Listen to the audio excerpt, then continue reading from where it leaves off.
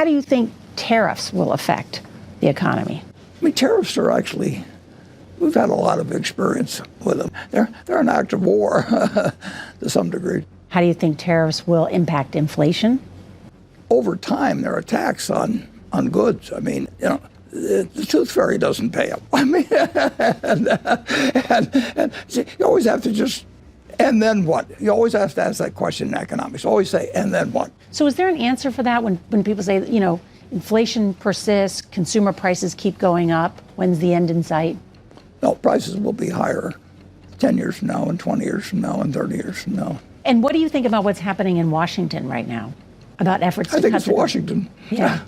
It's, technology changes things, all kinds of things, but Washington is Washington. And the problem with politics is that it tend to have to make tiny compromises as you go along. On February 22, 2025, Warren Buffett released his annual letter to Berkshire Hathaway shareholders. On the surface, this might seem like just another yearly update, part of a long-standing tradition dating back decades. But this time, something was different. Something that caught the attention of seasoned investors, analysts, and financial commentators around the world. To the average person, the letter read like a typical summary of how Berkshire Hathaway had performed over the past year. Buffett's usual charm and wit were present, and his reflections on the company's legacy, leadership, and long-term outlook were all included. However, those looking closely at the numbers and the strategic decisions behind them noticed something more subtle and more concerning. It wasn't about what Buffett said directly, but about what his actions were starting to suggest. Over the years, Buffett has built a reputation for staying grounded during periods of market panic and exuberance alike. Unlike many high-profile investors who regularly make headlines with bold predictions, Buffett has always maintained a relatively calm, long-term view.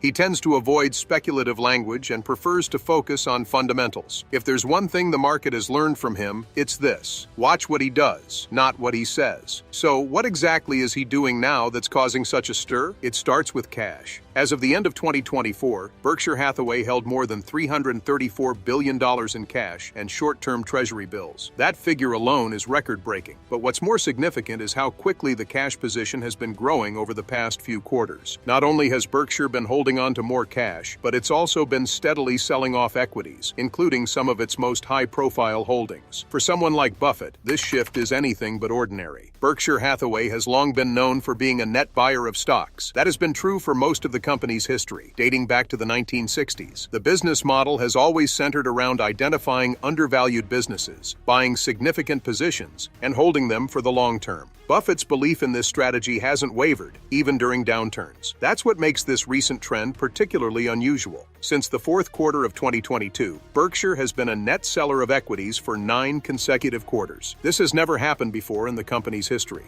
Traditionally, Buffett and his team would take advantage of market corrections to buy strong businesses at lower prices. But now, instead of buying into market dips, they've been steadily pulling back. That alone is a signal worth paying attention to. Adding to this, Buffett began 2024 by offloading a significant chunk of the company's Apple holdings, arguably one of Berkshire's most important and successful investments in recent years. While some portfolio adjustments are normal, the scale and speed of these changes have raised eyebrows. It's not just about selling, though. It's about what Buffett is doing with that money. Rather than redirecting those funds into other opportunities, Berkshire has been parking them in ultra-safe short-term U.S. Treasury bills. These instruments offer security and liquidity, but relatively low returns compared to equities. Holding this much in cash suggests a level of caution that isn't typical for a firm known for bold and strategic investing.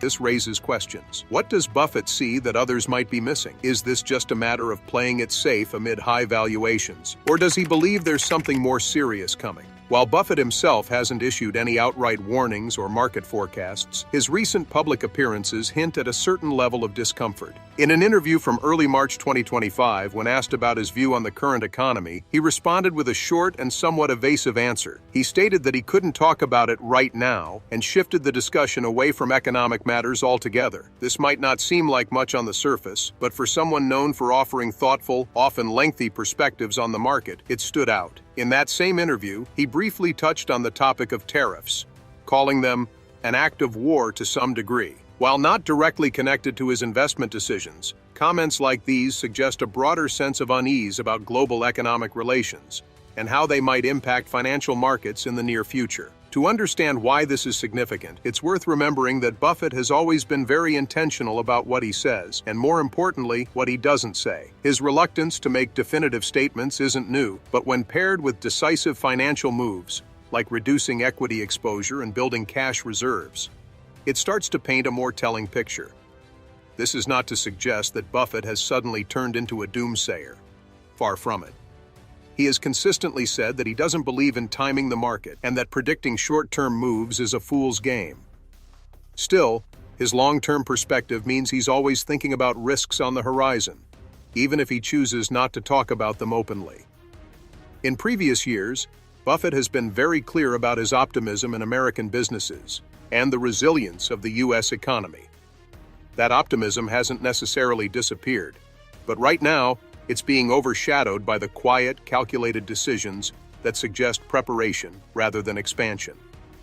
Industry analysts have also picked up on this. In recent weeks, several financial outlets have reported on the growing size of Berkshire's cash position and the implications it might have. Some interpret it as a sign that Buffett is waiting for better opportunities to deploy capital, perhaps expecting a major correction or a broader market downturn. Others see it as a response to rising interest rates and high asset valuations, making cash a more attractive temporary holding. Still, it's hard to ignore the timing. The last time Berkshire built up a war chest of this size was in the lead-up to the 2008 financial crisis. Back then, Buffett used that cash to invest in distressed companies at bargain prices. It's possible that history is about to repeat itself, or at least rhyme. When trying to understand Warren Buffett's current mindset, it's useful to set aside the words and focus on the numbers. And the numbers tell an interesting story, one that suggests a shift from optimism to caution, from buying to selling, and from deploying capital to hoarding it. While Buffett hasn't come out with any dramatic predictions or sweeping statements about the state of the global economy, the moves he's been making inside Berkshire Hathaway over the past 2 years paint a clear picture of a man preparing for something. Let's start with Berkshire's cash position. At the close of 2024, the company reported cash and short-term treasury holdings of over $334 billion. This is not only the highest cash balance in Berkshire's history, but it's also more than double what it held just a year earlier. That scale of growth is unusual in itself, but what's even more notable is the context in which it's happening. Historically, Buffett has been known as a buyer. From the 1960s all the way through to recent years, Berkshire Hathaway has built its reputation on being a net purchaser of stocks. It's what made Buffett who he is, the man who bought Coca-Cola and never looked back, who took big positions in American Express, Apple, and Bank of America and held through volatility. His whole philosophy has been to invest in strong businesses with long-term value and to avoid panic selling or overreaction to short-term swings in the market. But since the final quarter of 2022, something changed. Berkshire has now been a net seller of equities for 9 consecutive quarters. This means that for more than 2 years, the company has sold more stock than it has bought. And we're not talking about minor portfolio rebalancing or cleaning up a few smaller positions. These are big, deliberate moves. In 2024 alone, Berkshire sold an estimated $134 billion in stock, while buying only a fraction of that amount in new investments. A large part of these sales came from trimming some of their highest-profile positions, including Apple, which has been one of the crown jewels in the company's portfolio for years. Apple once made up nearly half of Berkshire's equity portfolio by value, and Buffett has frequently praised the company's strong brand, pricing power, and loyal customer base. So for him to sell off large portions of that holding suggests a deeper reasoning, possibly something to do with valuation concerns, macroeconomic risks, or expectations of market shifts ahead. This aggressive shift out of equities into cash and treasury bills has led to an average cash reserve growth of roughly 16% per quarter throughout 2024.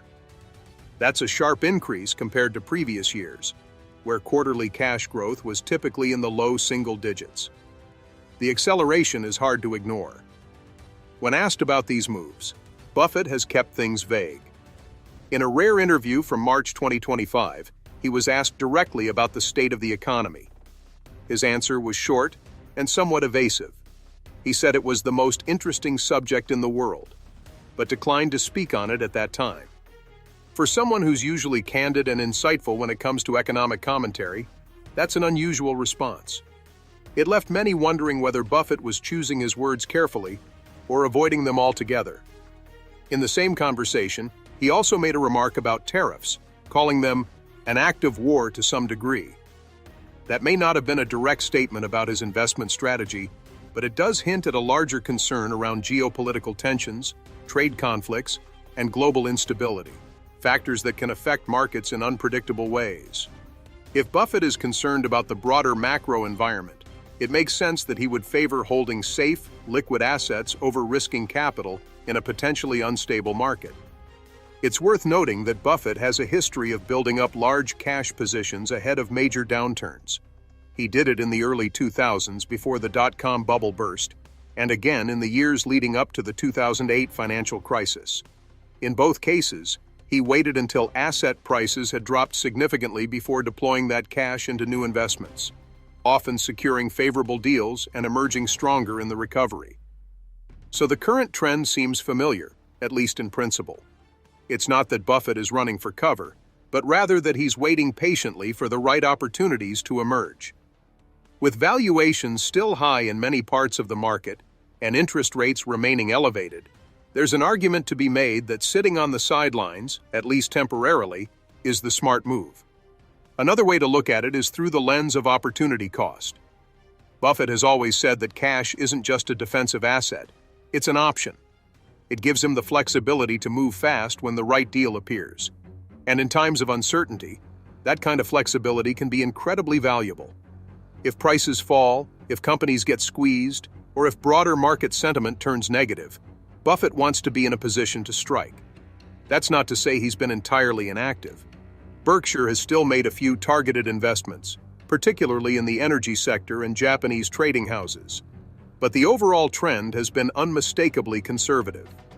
This level of cash accumulation and portfolio trimming hasn't happened by accident. In fact, according to analysts at major financial publications, the consistency and scale of Berkshire's selling activity point to a strategic shift rather than a tactical one. It's not about rotating out of tech into finance or energy into utilities. It's about reducing exposure to the market as a whole. And it's not just Berkshire. Across Wall Street, more institutional investors have started adopting a cautious tone.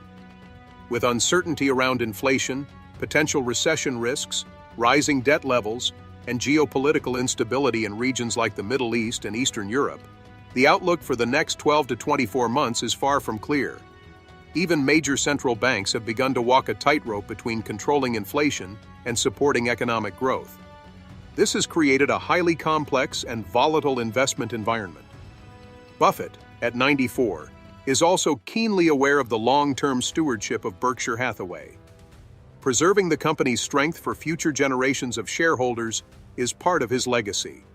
So even if the next downturn doesn't arrive immediately, maintaining a strong balance sheet and ample liquidity is a way of safeguarding that legacy. To put it all together, the combination of record cash reserves, systematic selling of major equity holdings, cautious public statements, and deliberate avoidance of speculative commentary all seem to suggest that Buffett is bracing for the possibility of turbulence ahead. Whether that takes the form of a stock market correction, a real estate downturn, or a broader economic slowdown, he wants to be ready. In 2006, during Berkshire Hathaway's annual shareholder meeting, Warren Buffett addressed the burgeoning housing market with a tone of caution that, in hindsight, appears remarkably prescient. At that time, the U.S. housing market was experiencing unprecedented growth, with soaring property values and a surge in speculative investments. However, Buffett's insights during that meeting offered a stark contrast to the prevailing optimism. Buffett began by acknowledging the cyclical nature of real estate markets, emphasizing that even in desirable locations, property values can experience significant fluctuations. He cited historical instances where property prices in major cities like New York underwent substantial swings, underscoring the inherent volatility in real estate. This perspective was particularly relevant as many investors at the time believed that certain markets were immune to downturns due to their prime locations. Delving deeper into the specifics of the housing boom, Buffett highlighted a slowdown in various markets across the United States. He observed that this deceleration was most pronounced in regions that had previously seen rapid price escalations. Such markets, he noted, were often characterized by high-end properties and a significant presence of speculative buyers, individuals purchasing homes not for personal use, but as investment vehicles. This speculative fervor, according to Buffett, was a red flag indicating that the market was overheating. One of the critical concerns Buffett raised was the aggressive mortgage financing practices prevalent during that period. He pointed out that many home buyers were leveraging their purchases to an unsustainable degree, often borrowing amounts that far exceeded the actual value of the properties. This trend was particularly alarming because it meant that even a slight downturn in property values could leave homeowners owing more than their homes were worth, a situation that could lead to widespread defaults. Buffett also drew attention to the significant increase in housing inventories, especially in markets like Dade and Broward counties in Florida. He cited data showing that in December 2004, there were fewer than 9,000 condos listed for sale in these areas, with approximately 2,900 units sold that month. Fast forward to 2006, and the number of listings had skyrocketed to 30,000, while monthly sales had declined to under 2,000 units. This imbalance between supply and demand, Buffett warned, was a precursor to potential price corrections. Reflecting on these observations, Buffett expressed his expectation of significant downward adjustments in housing prices, particularly in markets that had experienced the most substantial booms. He emphasized that while real estate differs from stocks in terms of liquidity and valuation transparency, the underlying economic principles remain consistent. When supply outpaces demand and prices are driven by speculation rather than fundamentals, corrections are inevitable. Buffett's insights during the 2006 shareholder meeting were not merely theoretical musings. They were grounded in a deep understanding of market dynamics and human behavior. He recognized that the euphoria surrounding the housing market was unsustainable and that the prevailing conditions bore the hallmarks of a classic asset bubble. In retrospect, Buffett's analysis was remarkably accurate.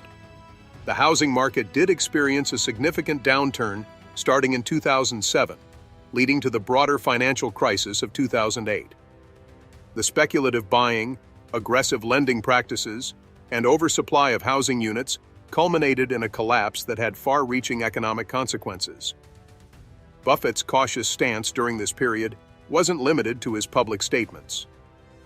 Berkshire Hathaway's financial strategies reflected a similar prudence.